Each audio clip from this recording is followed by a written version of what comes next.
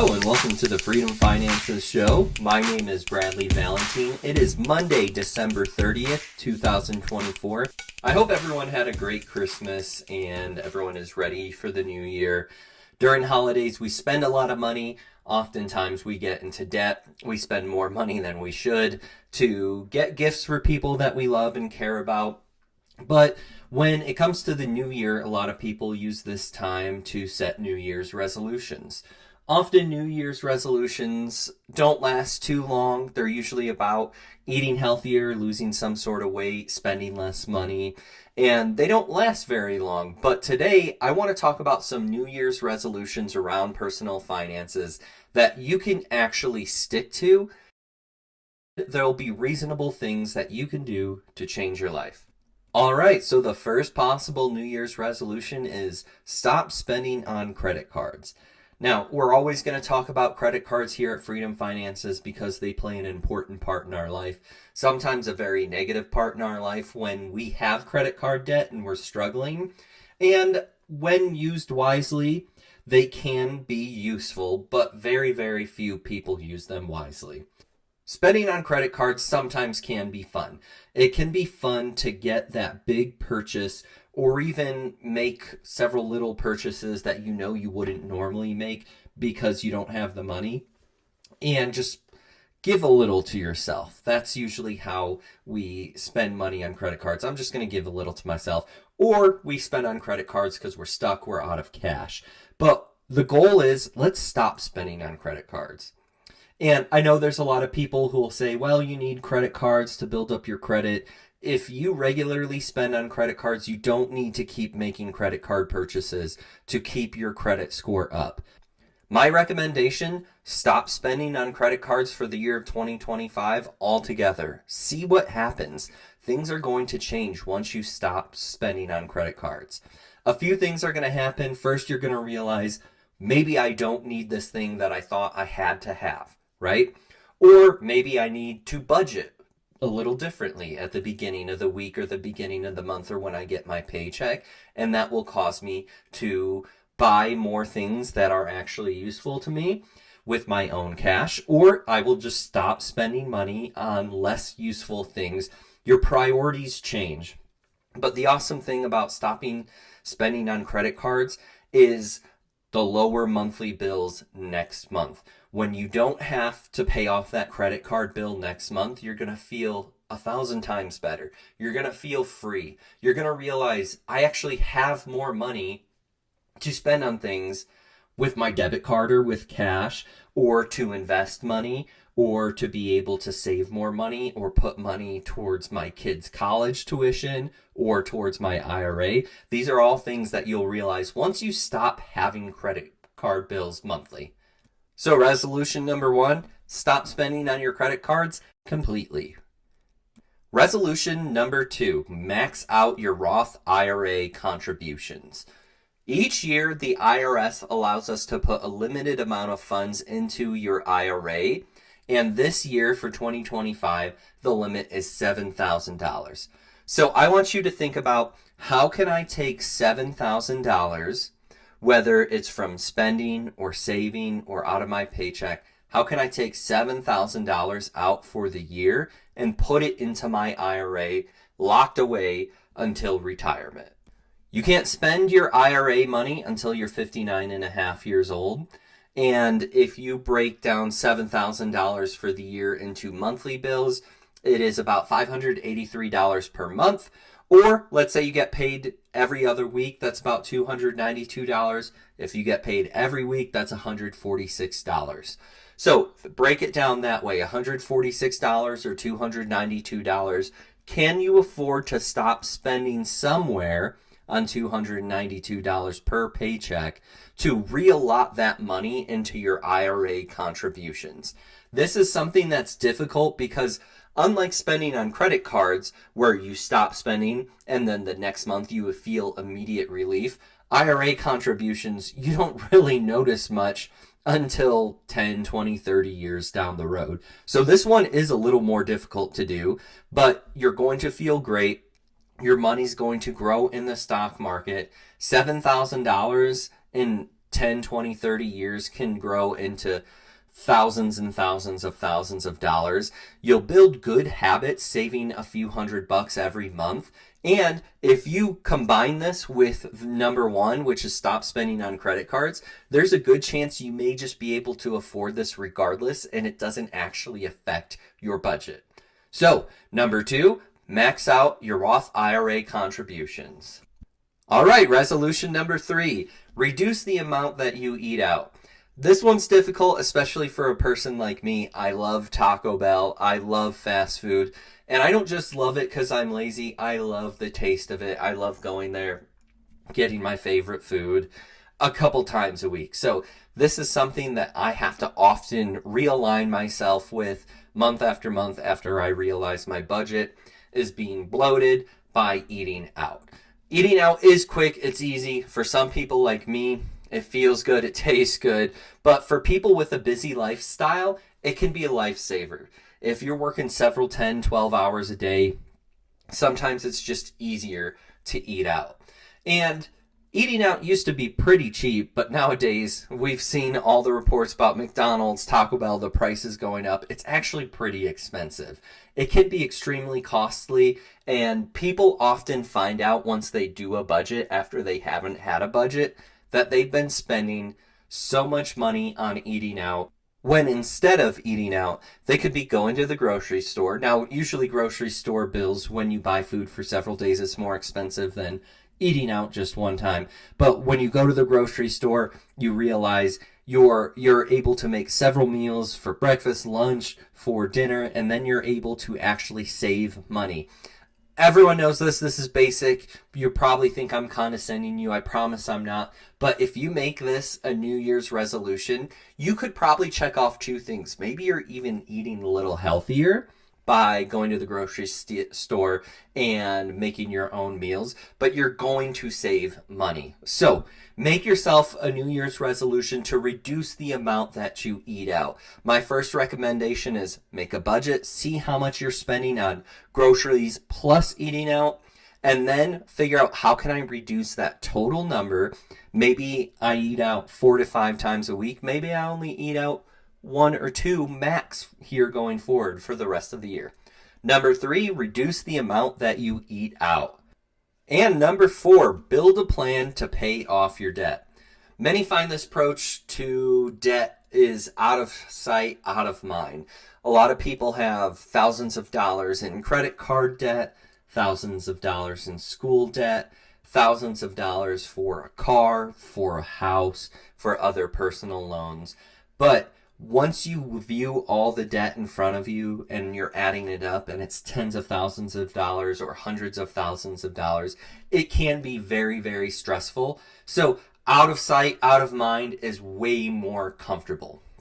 Paying off credit card debt or car debt is something that can be difficult because it's very costly and you've already reaped the benefits of paying off this debt. However, credit card debt, car payments are 2 pieces of debt that will keep you poor indefinitely. And maybe you're not poor, maybe you're in the middle class, but if you're always spending on credit cards, if you're always getting a new car, always upgrading your car, and always have a car payment, you're going to stay in the middle class forever. You're not going to be able to retire as well as you want, and you're going to realize 20, 30 years down the road, it's because you kept spending on your credit card, you kept spending on your car payments. So my recommendation, build yourself a plan to get rid of debt. First of all, what you need to do is list out all your accounts and how much you owe on each account and how much your payments are for each account. You can do this using Microsoft Excel, which is my recommendation, or some sort of table or chart that you and or your family can see that's easily accessible. Put it in front of you and make sure that you can see it. So what you want to do is you want to sort your debt by lowest to highest. You can do a couple things. You can sort it lowest by highest, how much total debt that you owe, or you could even sort it lowest by highest for how much you're paying on interest rates. My recommendation is take the smallest amount of debt that you owe. So let's say you have 4 credit cards. One credit card you owe $600 on. And 3 other credit cards you owe $2,000 on. Now, what you want to do is you want to pay off that $600 credit card first, and then you can continue making minimum payments to your $2,000 credit card payments in the meantime while you pay an extra amount towards your $600. Once you're done paying that off, you have extra payments to pay off towards your $2,000 credit cards. Now, if you have a car in there as well, you should also look at that car payment and see where you want to place that car payment into your payment schedule. You need to set some goals that are both reasonable and aggressive. So don't make minimum payments each month, but add some extra money. Don't add too much money where you won't be able to budget well, because then you'll just end up putting more money on credit card debt. Make sure you set goals for the dates. Once you hit those dates, make sure you're celebrating each milestone. Whatever you need to do for yourself and your family, celebrate those milestones and make sure you know, hey, I'm actually making progress. Adjust your budget every time you pay off an account and look where you are. Look how quickly you can pay off your debt, and you'll eventually be financially free. Number 4 is build a plan to pay off all your debt. And New Year's resolution number 5, reevaluate your savings plan. Many people struggle with how to properly save. Some people just go with what they've learned in the past, save 10% of your paycheck or put money towards your 401k. But a lot of people don't really know what they're doing with their savings account. They're just moving money over, usually to some arbitrary number like 10%. Now, if you don't know what to do, obviously 10% is a great place to start. But for the New Year's, start reevaluating where you're putting your money. Start with building a fund for yourself in case of an emergency, maybe an emergency fund or a rainy day fund. Some people may recommend something like 6 months of savings just in case something happens with your health or you lose your job. I don't know the exact amount, but give yourself some wiggle room in case of an emergency. Next, after you've built an emergency fund, make sure that you're meeting your employer's 401k match. What that means is if your employer offers to match up to 5% or 10% of your savings in your paycheck each week, make sure you're at minimum meeting that, because that's free money. Next, max out your IRA for the year, which we talked about before. It's $7,000. After you've done those 3 things, start thinking and start learning about ETFs or mutual funds, and start contributing to a portfolio case where you can actually save some extra money and see growth within the stock market. A 401k is great for that. However, you don't really run your own 401k. Some people that your company pays runs it for you. You don't have much control. And I'm not saying buy a bunch of individual stocks. I'm saying it's time to start learning and increasing your financial literacy and seeing the amazing things you can do on the stock market with ETFs and mutual funds. It's important to be responsible. Do the responsible things first, like building out a rainy day fund or matching out your 401k and IRA before you start throwing money into ETFs and a mutual fund, because those are inherently a little more risky.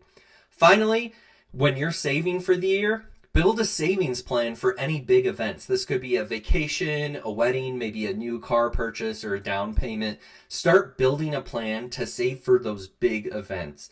A lot of people save a little bit of money, but they end up using credit cards. Even if it's after you've paid for a hotel and a rental car, you start using credit cards on eating out on vacation, going to new places, maybe buying souvenirs. But instead, build a budget, build a plan, and get yourself some savings for your big events for the year. So number 5, reevaluate your savings plan. Number 6, review and reduce your subscription services for 2025. I love talking about subscription services because when I was a kid, even when I was a young adult, we had cable TV. We didn't have a lot of subscription services. And everyone knew cable was expensive, between $75 and $200 a month. And everyone knew that the cable companies were getting away with a little something. You always had to buy $10 extra of packages, which were 25 extra channels just to get the one channel you want. Eventually, Netflix came around and started showing shows, and Hulu came around and you could have shows on there, and it started to be free for Hulu, if anyone remembers. And then Netflix came around, is only $8 a month, and then they raised their prices. Hulu's, at first you could do ads only for free, and then they started raising their prices. Now there's also Disney, there's Paramount Plus, there's Amazon. There's so many different subscription services where most people are going back to paying cable services. Plus, some people still need their regional sports, and they spend another $100 a month. So while we thought we were winning for a second, maybe 5 years there, we got ahead of the cable companies. They got us right back with the cable subscription services, and all of a sudden, we're spending $50 to $200 like we used to. So what should you do? What I recommend is make sure you know every single subscription service that you're paying for. Now, specifically, I've been talking about TV subscription services. However, subscription services in 2024 and 2025, it's not just TV. There are clothing subscription services. There are gaming subscription services. Any subscription service, I want you to evaluate that and see how much you're spending. First and foremost, get rid of the subscription services that you never use or almost rarely ever use. I know this can be difficult because I've been there myself, and I think, yeah, but there's always this one show on this one channel. But do I really want to pay $15 a month to sometimes watch this one show for 2 or 3 episodes? Am I really willing to pay $3 to $5 per episode? Once you've got rid of the subscription services that you never use or rarely use, I recommend challenging yourself. Get rid of another 1 or 2 subscription services that you sometimes use or that you use a lot, and break it down to 1 or 2 at the most. Instead of spending $150, $200 every month on several different subscription services, see how you can get it down to $10, $20, maybe $25 at max. You could save yourself at least $100 a month, and you can use that $100 a month to do any of the previous 5 New Year's resolutions that we've discussed. So, number 6, review and reduce your subscription services. Okay, number 7, the final New Year's resolution of 2025 that I recommend for personal finances is save any pay raises.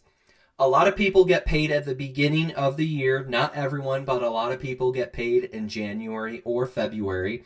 But even if you don't, this still applies to you. When you get your pay raise, if you get a pay raise this year, don't add that money to your budget. Instead, figure out how you can take that money and save it. You can save it in any way you want, but just find out how to save it. Again, my recommendations are start with paying off credit card debt or a house debt. So if you get a 5% pay raise, let's say that's $200 a month, use that $200 a month to pay off your credit card debt. If you don't have credit card debt, use that $200 to put it into your 401k if you haven't matched, or use that extra $200 a month to save it towards an IRA. If you feel good with those things, or you don't want to use that money, but you want to use that money in your pay raise for something else, use it to invest in the stock market with a mutual fund or an ETF. Maybe you're like, I deserve a little something, and you do. Don't spend it though. Invest it, save it, put it somewhere that's going to help you in the future. Remember, personal resolutions for the New Year's are all about building a little discipline and changing your life. If you can build a little bit of discipline and save your pay raise for the year, put it towards something constructive instead of something that you want to spend that will add a little luxury to your life, you're going to build a little discipline, and you're going to thank yourself in 2026 and several years to come. So those are the 7 New Year's resolutions for 2025 for your personal finances. I hope that you've taken away at least a few good ideas for the new year, and I really do hope that you set at least one New Year's resolution around your personal finances, so that way you can obtain personal financial freedom. Financial freedom's all about discipline, about financial literacy, about paying off your debt the right way, saving the right way, and spending your income the right way. Let me know if you have a different New Year's resolutions for personal finances. My name's Bradley Valentine from Freedom Finances. I hope your last 2 days of 2024 are awesome, and I hope you have an amazing, financially free 2025.